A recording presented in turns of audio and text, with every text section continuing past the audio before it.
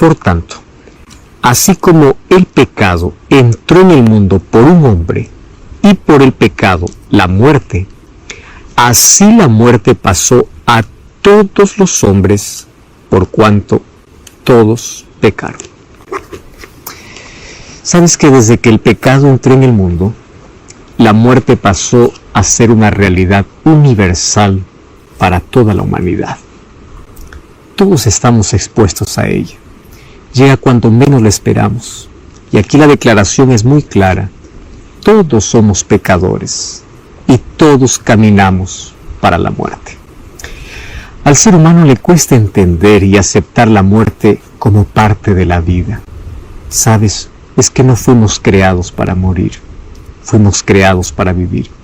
Por eso es que Salomón dice que Dios puso en nuestro corazón el deseo de la eternidad. Queremos vivir a pesar de los problemas difíciles de la vida. Nos aferramos a la vida. Y cuando nosotros perdemos a alguien que amamos, el dolor es indescriptible. Las palabras son insuficientes para consolar. Solamente las promesas de Dios pueden darnos la fortaleza que necesitamos en ese proceso doloroso. Mientras tanto, en la mente surgen preguntas como: ¿qué sucede con la persona que murió? ¿A dónde fue? Sabes que todos deseamos encontrar una explicación que pueda satisfacer nuestro corazón. Solo que, ante la falta de respuestas, el hombre acude al ámbito de lo sobrenatural y acude a las diversas corrientes religiosas para encontrar respuestas sobre este asunto. Por ejemplo, los adeptos al espiritismo y varias religiones orientales, ellos creen que la muerte es solo una apariencia. O sea, cuando una persona muere, piensan que va a otros planos de la existencia. El hinduismo cree en el samsara, que significa que la vida presente es el resultado de existencias anteriores a través de la ley del karma. Que el ciclo de vida y muerte solamente será quebrado cuando la persona experimente la moksha, o sea, la liberación de la samsara. Entre los judíos, la creencia de la resurrección es fuerte, aunque algunos también creen en la reencarnación, mientras que los católicos creen que cuando alguien muere va al cielo, o al infierno, o al purgatorio, que es un supuesto lugar intermedio entre el cielo y el infierno, donde las personas sufren y allí pueden purificarse. Y bueno, allí va a depender de tus obras para que vayas a ese lugar. La mayoría de iglesias protestantes creen que los salvados van al cielo inmediatamente después de la muerte y que los malos serán quemados eternamente en el infierno después del regreso de Cristo. Tantas ideas, tantas opiniones, tantos argumentos. Sin embargo, de acuerdo a la Biblia, los muertos están en un estado de inconsciencia, en la sepultura, hasta que Dios los resucite. Ellos no saben nada, no piensan nada, no hacen nada. Por eso es que la Biblia compara a la muerte como un sueño. Sin embargo, las personas quedan confundidas, porque en lugar de buscar respuestas en la Biblia, buscan en otras fuentes. Y claro que Satanás, que es el padre de la mentira, él crea confusión y lleva al ser humano a hacerle pensar todo lo contrario a lo que dicen las Sagradas Escrituras. Ahora, presta atención a lo siguiente. Hoy en día existen diversas respuestas en relación a lo que sucede cuando una persona muere. Ya te mencionamos algunas, solo por resumir. Algunos piensan así: el alma deja el cuerpo y va directamente a la presencia de Dios para ser juzgada. Otros dicen así: las almas de los creyentes pasan inmediatamente a la gloria, mientras que sus cuerpos quedaron allí en la sepultura. Los salvados van al cielo y pues los perdidos quedan en el infierno, allí vivos y conscientes, donde son atormentados y torturados todos los días. Otros dicen, pues cuando mueres te reencarnas y vives en otro cuerpo. Si te das cuenta, todas estas creencias tienen algo en común: inmortalidad del alma. Y sabes que este fue el primer sermón del diablo en el jardín del Edén. Él contradijo a la palabra que Dios había dicho en el Edén. En Génesis 2:16 Dios había prohibido: el día que comieres del fruto prohibido vas a morir, dice Génesis 2:17. Pero el diablo, en Génesis 3:4 registra que le dijo: no moriréis. Es decir, aunque vayas a la sepultura seguirás vivo, algo de ti continuará vivo, jamás morirás. Eso es la mentira del diablo. De allí sale el concepto de que cuando el ser humano va a la sepultura, pues sale el alma y sale del cuerpo, que va a ir a vivir a otro lugar, va a otro plano de existencia. Veamos bíblicamente qué significa alma. ¿Sabes que en hebreo, que es el idioma original en el cual la Biblia se escribió junto con el arameo y el griego, la palabra alma en hebreo es nefesh? Aparece 755 veces en el Antiguo Testamento. En griego la palabra alma es psiche. Ahora, en el idioma original, alma, ¿sabes qué significa? Vida, persona, criatura o mente. Pero jamás una parte independiente del cuerpo humano. Ahora, ¿por qué necesitamos ir al idioma original para tener una mejor explicación de ciertas palabras? Aquellos que conocen más de un idioma saben que al momento de traducir una palabra de un idioma para otro, la palabra puede perder su fuerza, es más, o puede tener otros significados. Déjame colocarte un ejemplo muy simple, muy práctico. En español, la palabra exquisito puede significar delicioso, agradable. Yo puedo decir: hoy fui a almorzar, el almuerzo hoy estuvo exquisito. Todos los que hablan español pues van a entender de que me gustó muchísimo. Sin embargo, la misma palabra exquisito en portugués significa extraño. Si yo uso la misma palabra, pero para las personas que hablan portugués van a entender que lo que yo comí no estuvo bueno, que no me gustó, que fue extraño. Fíjate una cosa, para unos una palabra puede alegrarlo y para otros la misma palabra puede entristecerlo. Porque va a depender del contexto, va a depender del idioma en el cual se diga la palabra. Ahora, ¿por qué te estoy diciendo todo esto? La Biblia fue escrita en hebreo, arameo y griego. No fue escrita en español. Entonces, cuando leemos la Biblia, tenemos que entender cuál era el pensamiento hebreo. Tenemos que ir al idioma original para poder encontrar su verdadero significado. Porque hay muchas palabras que pueden ser entendidas en nuestra cultura, en nuestro pensamiento occidental, en nuestras creencias. Entonces, la misma palabra que en el oriente significa una cosa, en el occidente puede tener otro significado. Por eso es que hay mucha confusión con la palabra alma, con la palabra infierno, porque significa diferente a lo que pensamos. La palabra alma entonces significa vida, persona, criatura o mente. Entonces, cuando yo leo en la Biblia la palabra alma, la Biblia no me está diciendo que es algo que sale del cuerpo. Eso es una mente occidental, contaminada por la filosofía griega. Cuando tú entiendes esto, entonces desaparece la confusión con muchos textos que muchos allí toman para poder fundamentar la inmortalidad del alma. Por ejemplo, Mateo 10:28.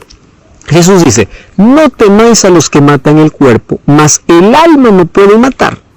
Temed más bien a aquel que puede destruir el alma y el cuerpo en el infierno. Alguien dice: ya ven, aquí el alma es una cosa, el cuerpo es otra cosa. Alma aquí significa vida. Lo que Jesús está diciendo es así: tú no debes temer a los que matan el cuerpo, pero no pueden quitarte la vida. ¿De qué vida está hablando? Vida eterna.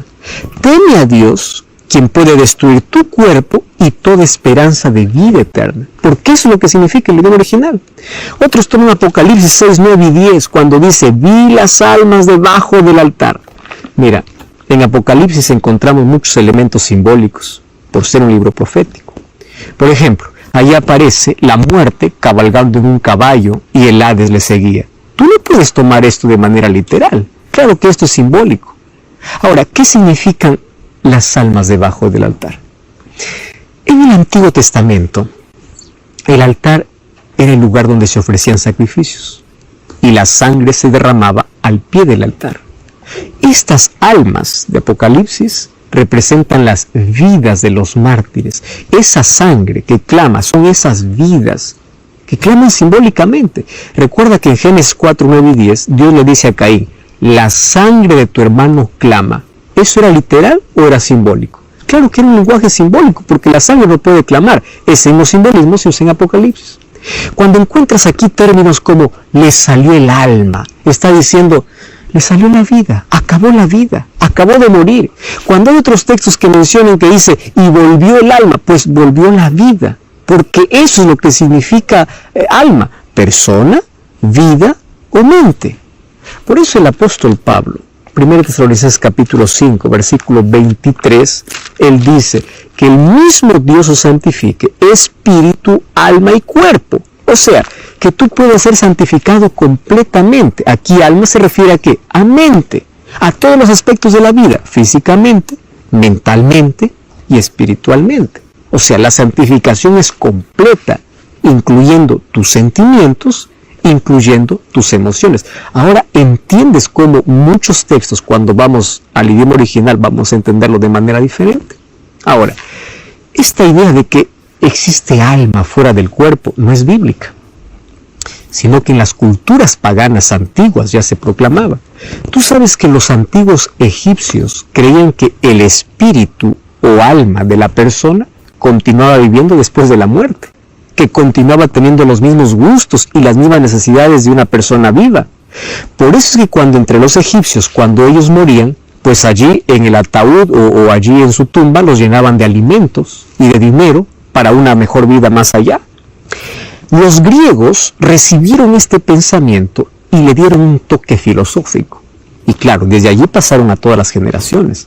Platón, por ejemplo, en su obra La República, termina con una leyenda, la leyenda de Er.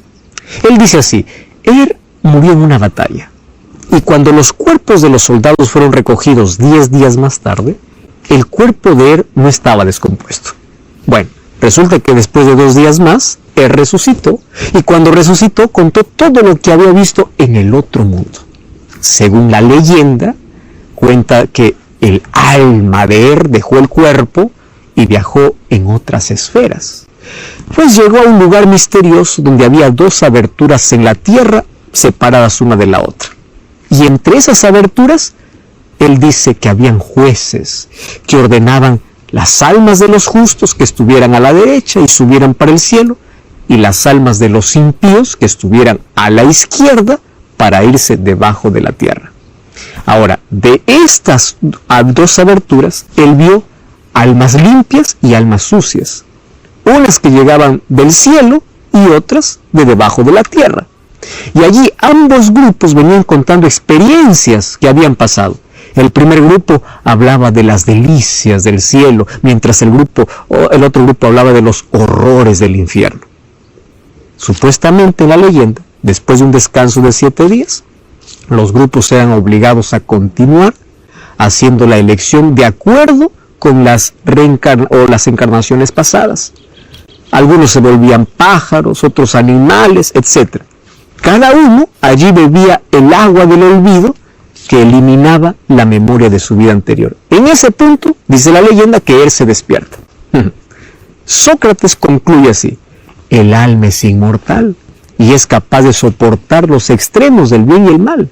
Ahora, por increíble que parezca, los griegos creían en estos mitos. Tales ideas incluso invadieron el judaísmo y llegaron hasta el cristianismo. Tú sabes que en tiempo de Jesús, muchos fariseos ya creían en la inmortalidad del alma. Al paso que los saduceos decían, por ejemplo, que el alma muere con el cuerpo. Ellos no creían en la resurrección. Por eso es que Jesús dijo, tengan cuidado con sus enseñanzas en Mateo 16, 11 y 12. Tengan cuidado. Platón también enseñó que cuando una persona muere, el espíritu se liberta del cuerpo. Platón decía, el cuerpo es la prisión del alma. Ahora, te recuerdo una cosa, esto no es Biblia, esto es filosofía. Y hoy, infelizmente, en muchos púlpitos se predica eso. Hoy, la mayoría de las religiones creen en que hay un estado de conciencia después de la muerte. ¿Qué cosa enseñan? Que los muertos no están realmente muertos. Eso es lo que están enseñando. Fíjate, la enseñanza espiritista de la nueva era y aquellas experiencias de casi muerte, pues son versiones de esa creencia. Tú sabes que cada vez se intensifican las apariciones y los testimonios de personas que aseguran que hablaron con una persona que ya murió. Otros aseguran que salieron de su cuerpo, fueron para el cielo, para el infierno y comienzan a describirlo. ¿Cómo poder explicar eso? El doctor Jacques Provenza, que tiene doctorados en ciencia y religión, dice que existen fascinantes coincidencias entre las experiencias de los casi muertos y de los que consumen drogas alucinógenas. Lo que pasa es que las personas que pasan por esas experiencias relatan haber visto o haber sentido algo indescriptible, la sensación de estar fuera del cuerpo. O sea, toda esa experiencia de tener un lado espiritual, de paz, de amor, de haber pasado por túneles, de haber visto luces brillantes, la explicación a todas esas experiencias está en el cerebro. Cuando la química del sistema nervioso central se altera, ¿qué cosa se produce? Ilusiones y alucinaciones. O sea, esas experiencias no son pruebas de que la vida continúa después de la muerte. De ninguna manera. Entonces, cuando tú escuchas ese tipo de experiencias de personas, ya sabes cuál es la explicación. O sea, es muy parecido a aquellas personas que consumen droga, claro, pero estas personas no es que consumieron droga, es que el cuerpo se alteró, el sistema nervioso se alteró y llegaron a esas conclusiones. Por eso nosotros no tenemos que creer a experiencias, tenemos que creer a lo que la Biblia dice. ¿Y qué cosa dice la Biblia al respecto de cuando una persona muere? Eso es lo que queremos ver ahora. ¿Cómo es que el ser humano vino a la vida? Génesis capítulo 2, versículo 7 dice: entonces Dios formó al hombre del polvo de la tierra y sopló en su nariz aliento de vida, y fue el hombre un ser viviente. Otras traducciones dice un alma viviente. Alma viviente es una persona.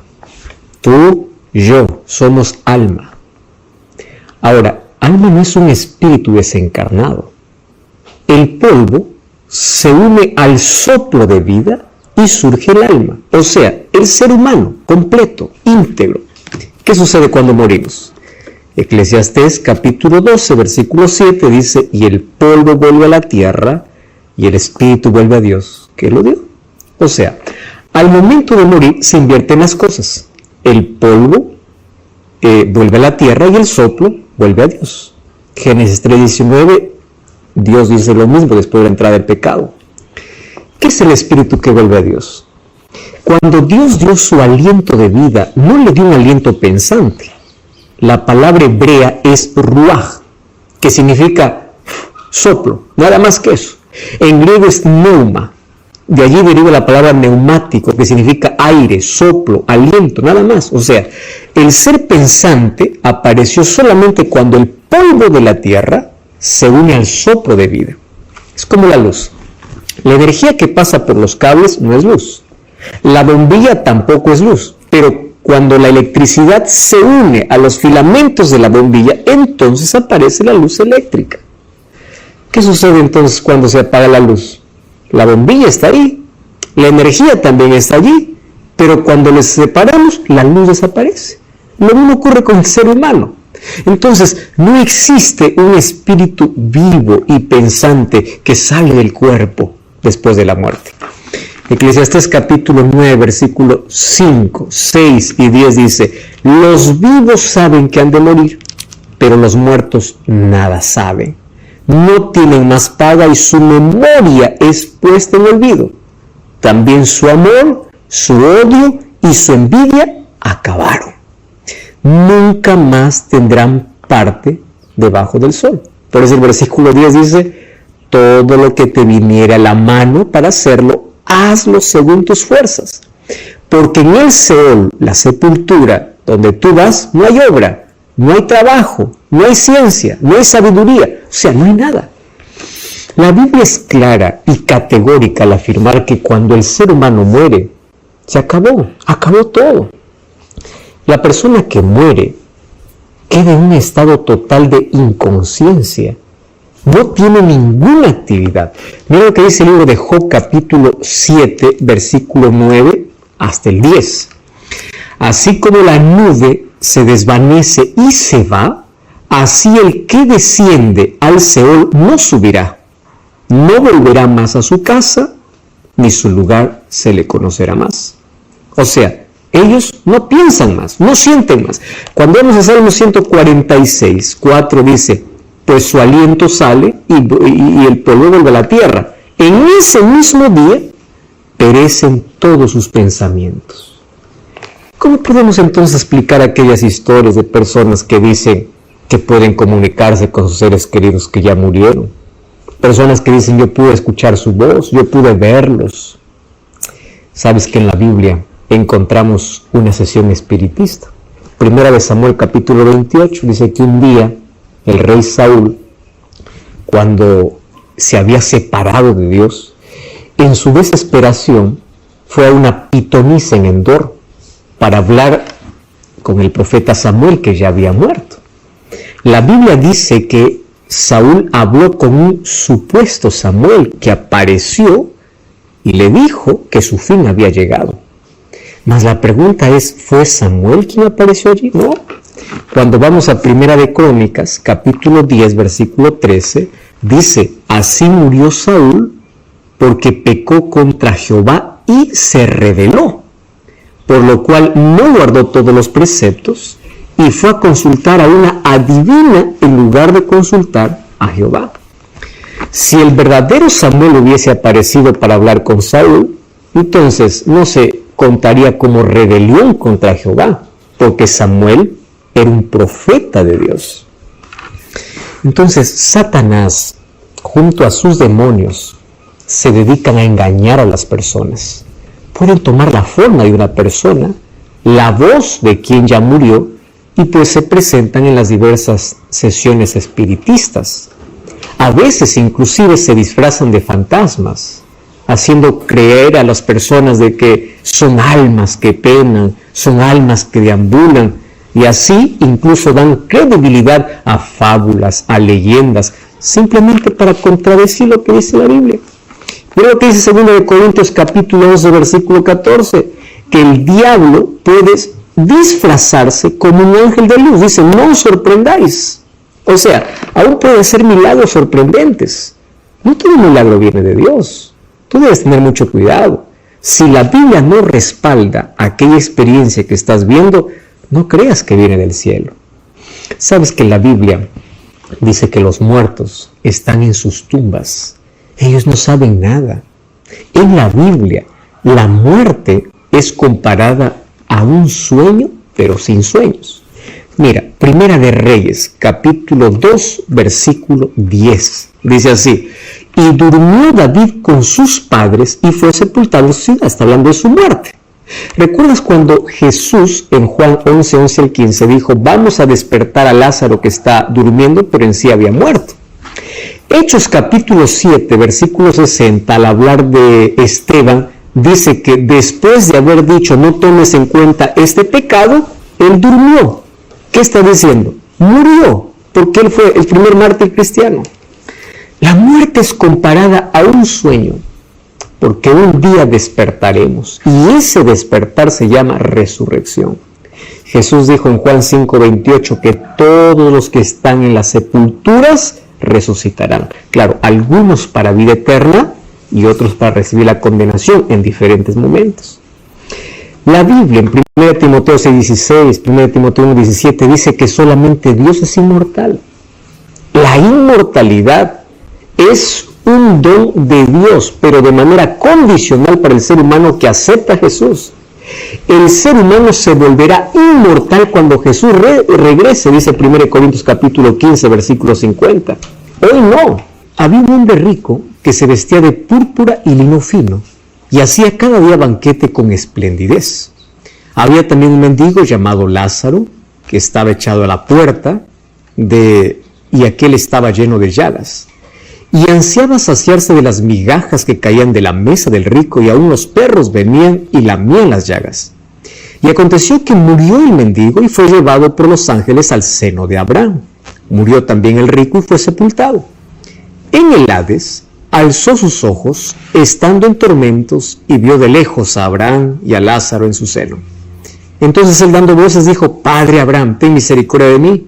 Envía a Lázaro que moje la punta de su dedo en agua y refresque mi lengua, porque estoy atormentado en esta llama. Pero Abraham le dijo: Hijo, acuérdate que recibiste bienes en tu vida, y Lázaro ahora recién está siendo consolado, y tú estás atormentado. Además, hay una gran cima puesta entre nosotros, de manera que los que quisieran pasar de allá a acá no pueden, ni de aquí para allá. Entonces le dijo: Te ruego pues, Padre, que envíes a la casa de mi padre un mensaje, porque tengo 5 hermanos, para que les testifique, a fin de que no vengan también a este lugar. Y Abraham le dijo: A Moisés y a los profetas tienen, óiganlos. Él entonces dijo: No, padre Abraham, pero si alguno fuere de ellos entre los muertos, se arrepentirán. Mas Abraham le dijo: Si no oyen a Moisés y los profetas, tampoco se convencerán, aunque alguno se levante de los muertos. ¿Sabes que muchas personas sustentan la idea de que cuando una persona muere, va al cielo, basándose justamente en esta parábola que Jesús contó? De paso, era una parábola conocida en ese tiempo, una historia conocida. En la parábola del rico y Lázaro, hay varios puntos que nosotros tenemos que comprender. Mira, en primer lugar, una doctrina no se basa en una parábola, porque las parábolas tenían un objetivo principal, y era mostrar una lección espiritual. Jesús contó varias parábolas que tenían que ver con el día a día de las personas, o historias que las personas conocían. Esta es una historia conocida en su tiempo. Jesús tomó eso para dar una lección espiritual. Por ejemplo, la parábola del rey que invitó a las bodas de su hijo y nadie de los invitados fue. Esto no era un asunto real. Esto fue una historia creada. ¿Para qué? Para poder mostrar una lección espiritual. Sin embargo, si alguien quiere fundamentar su doctrina en parábolas, va a entrar en serios problemas. ¿Por qué razón? ¿Cómo fundamentaría el carácter de Dios tomando la parábola del juez injusto? ¿Te das cuenta? Qué peligroso es entrar allí. Veamos algunos detalles de esta parábola. En primer lugar, en esta historia, quien se salva no es por creer en Jesús, sino se salva porque vivió en la miseria. Y eso está en contra de la Biblia, porque la Biblia dice que la salvación no es porque lo pasaste mal aquí, ahora vas para el cielo. No, la salvación es por creer, no por la condición que viviste en la tierra. Número 2, ¿dónde queda el seno de Abraham? ¿De qué tamaño es ese seno para poder recibir a todos los que mueren en Cristo? Fíjate una cosa, si el seno de Abraham es el lugar a donde van los creyentes, entonces, ¿dónde fueron los que murieron antes que Abraham? Tú sabes que el libro de Hebreos, capítulo 11, presenta una galería de hombres y mujeres de fe. Y entre ellos, pues se encuentra Abraham, Hebreos capítulo 11, versículo 17. Sin embargo, el versículo 39 dice que ninguno de ellos recibió lo prometido. Es decir, ninguno fue al cielo, ninguno recibió la recompensa. Eso significa que estos hombres y mujeres llenos de fe descansan en sus tumbas esperando la resurrección de Jesús. Número 3. Jesús dijo en Mateo 5:17, no penséis que vine a anular la ley de los profetas. Si Jesús quería enseñar que una persona cuando muere va al cielo o al infierno a través de esta parábola, entonces estaría anulando todo lo que los profetas dijeron. Estaría anulando todas las enseñanzas del Antiguo Testamento. Y Jesús dijo, no he venido para anular la ley o los profetas. Número 4. Si esta parábola estuviera describiendo lo que sucede cuando una persona muere, entonces significa que el cielo está cerca del infierno, que ambos grupos pueden conversar. Entonces la pregunta es, ¿quién es feliz mirando a la otra persona que está en sufrimiento eterno? ¿Te das cuenta que esta parábola tenía solamente una lección específica? ¿Qué cielo es ese que está cerca del lugar de tormento, viendo que las personas allí se consumen día a día? Eso no es el cielo. Número 5. Si el concepto que se tiene de alma, ¿qué es alma? Alma es aquello que sale del cuerpo. Esto significa que el alma no tiene cuerpo. El alma es, no sé, algún espíritu. ¿Por qué entonces aquí en la parábola aparece, si es que supuestamente es un alma, teniendo sed? Diciendo, por favor, manda que moje un poquito su dedo en el agua y que ponga en mi lengua. No se trata entonces de algo que sale del cuerpo.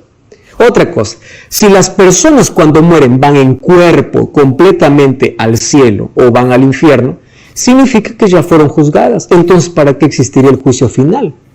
¿Qué sentido tiene dejar el cuerpo de lado si los salvos van a recibir cuerpos glorificados cuando Jesús viene? Eso dice la Biblia.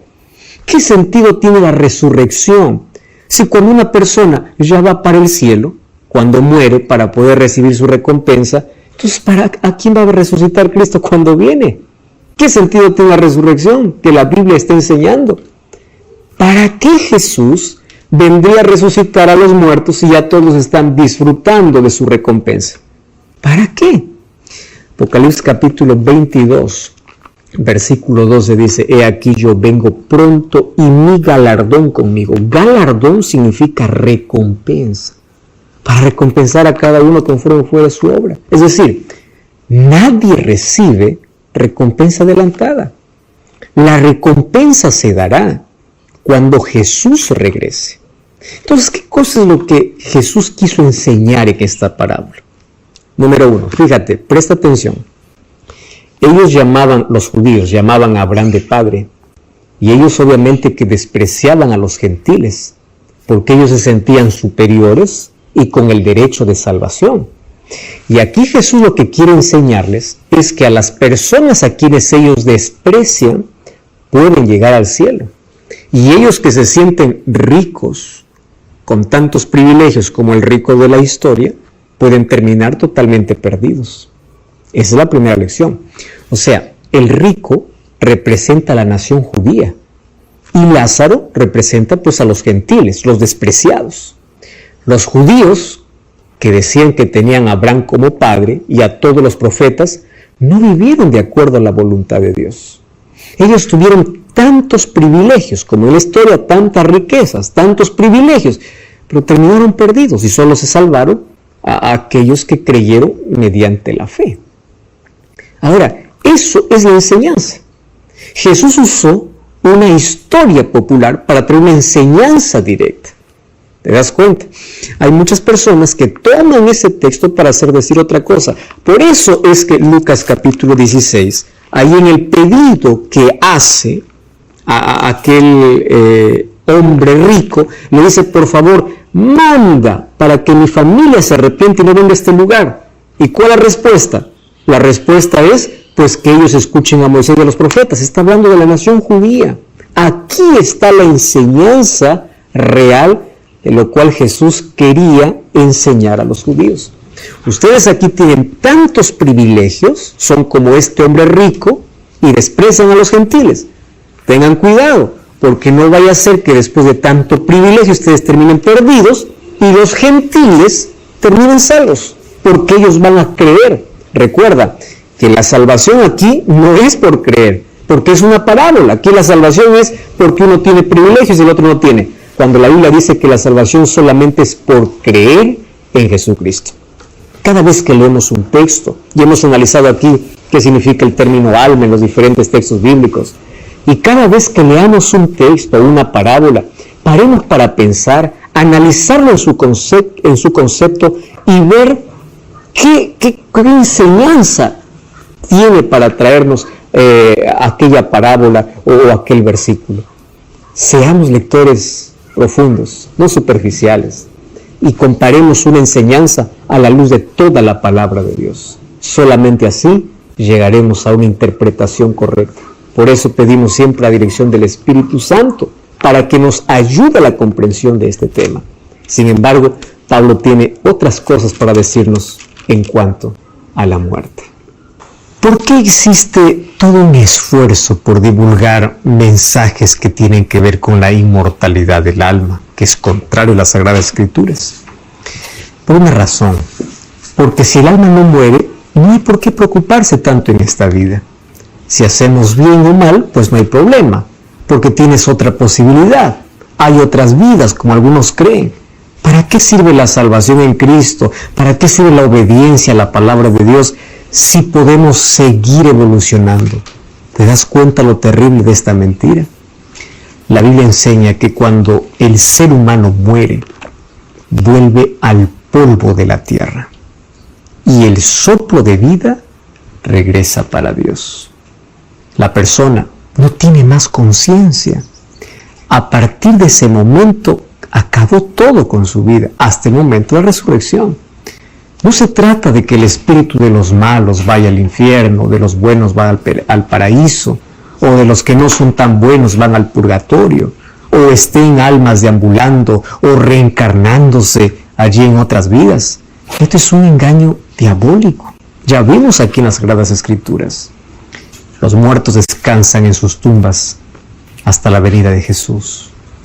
Job y Pablo y otros pasajes de la Biblia expresaron su fe en la resurrección de Jesús. ¿Sabes qué? Job decía en Job 19:25, yo sé que mi Redentor vive y al fin se levantará sobre el polvo. ¡Qué esperanza gloriosa! Pablo, cuando escribió a Timoteo, en 2 Timoteo 4, 7 y 8, él decía, he peleado la buena batalla, he acabado la carrera y guardado la fe.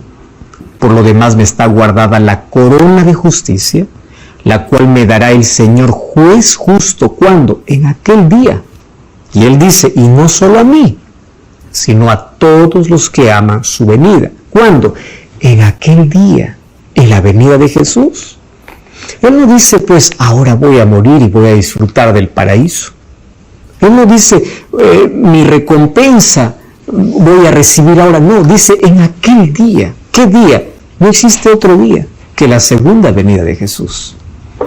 Muchas personas creen que cuando Jesús le dijo al ladrón arrepentido en Lucas 23:43, de cierto te digo que hoy estarás conmigo en el paraíso, muchos piensan que Dios llevó ese mismo día al ladrón allá al cielo. Mira, la promesa de Jesús le hizo ese día. El texto dice así, de cierto te digo hoy, o sea, ese día, tú estarás, es tiempo futuro. Cuando vamos a Juan capítulo 20, versículo 17, dice que cuando Jesús resucitó y se encontró con María, le dijo, no me toques porque aún no he subido al Padre. Entonces, si Jesús no subió el día viernes cuando murió, incluso después de su resurrección dijo que no había subido, ¿cómo es que pudo haber llevado en el mismo día a aquel ladrón al cielo? ¿Te das cuenta? Ahora, él descansa en su tumba, seguro de que cuando Cristo regrese, su tumba se abrirá y resucitará para vivir eternamente junto a los redimidos. Jesús murió en nuestro lugar y él derrotó a la muerte en su propio terreno. En Apocalipsis 1:18 le dice a Juan, no temas, porque yo tengo las llaves. Llaves significa autoridad. Tengo las llaves de la sepultura. La muerte fue vencida. La resurrección de Cristo nos dio la garantía de vida. Por eso es que Jesús dijo, el que cree en mí, aunque esté muerto, vivirá, porque yo soy la resurrección y la vida. Querido, déjame decirte una cosa interesante. La muerte no es tragedia cuando hay esperanza. Tragedia es vivir la vida sin Cristo y morir sin Cristo. La muerte no tiene la última palabra. La muerte tiene sus días contados. La muerte no es un punto final, apenas es una pausa, porque cuando Cristo regrese, las tumbas de aquellos que murieron en Jesucristo se abrirán para vivir para siempre. Sabes que el destino final no es la sepultura, es la eternidad. Todos en la vida hemos perdido un ser querido y todos soñamos con aquel grande encuentro que nos trae tanta esperanza y sucederá cuando Jesús venga. 1 Tesalonicenses capítulo 4, versículo 13 hasta el versículo 18, dice lo siguiente: tampoco queremos, hermanos, que ignoréis acerca de los que duermen, porque la muerte es considerada como un sueño donde un día vas a despertar. No quiero que puedas ignorar acerca de los que duermen, para que no os entristezcáis como los que no tienen esperanza. No existe mayor fortaleza y mayor consuelo que este texto bíblico. La esperanza hace que tu tristeza pueda ser diferente. Y allí dice: porque si creemos que Jesús murió y resucitó, así también traerá Dios con Jesús a los que durmieron en él. Por lo cual os decimos esto en palabra del Señor, que nosotros que vivimos, que habíamos quedado hasta la venida del Señor, no precederemos a los que durmieron. O sea, nadie irá más adelante que otro. No es que un grupo ya está en el cielo disfrutando y el otro no.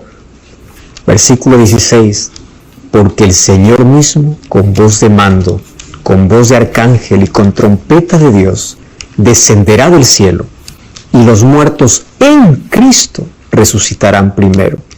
Luego nosotros que vivimos, dice Pablo, los que hayamos quedado, seremos arrebatados juntamente con ellos en las nubes para recibir al Señor en el aire, y así estaremos para siempre con Él. Está hablando de un arrebatamiento glorioso, no en secreto. Versículo 18: por tanto, alentaos los unos a los otros con estas palabras. En la vida, cuando enterramos a alguien que amamos, nuestro corazón se hace pedazos. Los recuerdos duelen. Y la muerte, cuando llega, destruye para siempre aquello lindo que teníamos con aquella persona que perdimos. Sin embargo, la muerte nos abre una herida que va a cicatrizar completamente cuando Jesús regrese. Todas aquellas heridas abiertas cicatrizan. Cuando Jesús venga, no habrá más muerte. Será eliminada para siempre. El libro de 1 Corintios capítulo 15 dice que ese enemigo será eliminado. Todos soñamos con la venida de Jesús, porque la venida de Jesús no solamente trae un mundo nuevo, trae un final para todo aquello que nos causa dolor. Probablemente has perdido a muchos seres que amas en la vida. Y aquí el apóstol Pablo, 1 Tesalonicenses capítulo 4, menciona por lo menos 5 puntos importantes que debemos saber. Número 1, por favor, no quiero que ignoren acerca de los que duermen. ¿Qué cosa es ignorar? Pues no conocer. Por eso es que el tema de la muerte, aun cuando no lo querramos tocar, aun cuando no querramos hablar, es un tema que necesitamos conocer. Porque Satanás ha inventado tanta filosofía, tantos pensamientos, tantos argumentos para hacernos creer lo que no es verdad. Él es mentiroso. Por eso no ignores acerca de los que duermen. El tema de hoy nos sirvió para poder abrir los ojos a eso. Número 2, para que no te entristezcas como aquellos que no tienen esperanza. La esperanza no solamente nos ayuda a lidiar con los problemas de la vida. La esperanza nos ayuda en los momentos más difíciles, en los momentos de dolor, en los momentos cuando parece que hemos perdido todo, en los momentos cuando parece que no hay salida, o en aquel momento triste, cuando pierdes a alguien que amas. No te entristezcas como aquellos que no tienen esperanza. ¿Y cuál es nuestra esperanza? Número 3.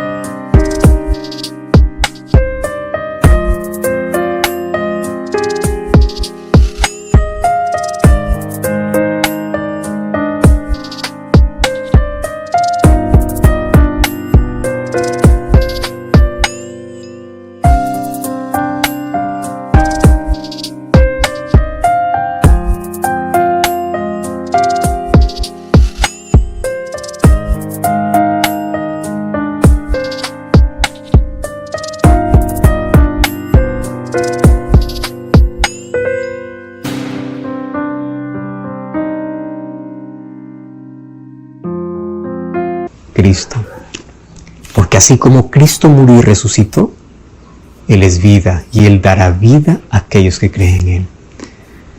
¿Sabes cuál es la lección importante aquí? Mientras estés en vida, acepta a Cristo. Porque cuando aceptas a Cristo, la muerte hoy puede llegar, pero no más será un punto final. Será apenas una coma, será una pausa hasta el momento que Jesús regrese. Y cuando Jesús regrese, las tumbas se abrirán. ¿Cuál es la garantía de que las tumbas se van a abrir de aquellos que creen en Jesús? Es que Cristo venció la muerte. Él tiene autoridad. La muerte es un enemigo que está vencido y que en breve será destruido. Jesús es vida. Por eso no desperdicies tu vida aquí sin Jesús. No permitas que el tiempo pase, porque la muerte te puede sorprender. Pero si la muerte te sorprende, cuando tu vida está en Cristo, la esperanza es que un día resucitarás para vivir para siempre. Y hoy nos preparamos para poder abrazar a cuantos seres queridos que durmieron en el Señor. Ya te diste cuenta que aquí Pablo habla a los que murieron como aquellos que están durmiendo. ¿Por qué están durmiendo? Porque están en un estado de inconsciencia. No están disfrutando. Ellos no están sufriendo. No, están descansando. Así como un sueño profundo, donde tú no tienes noción del tiempo que pasa. Tú puedes acostarte 9 de la noche y luego despertar 5 de la mañana. Tú no estuviste contando el tiempo que pasó. Las personas que murieron, lo primero que verán será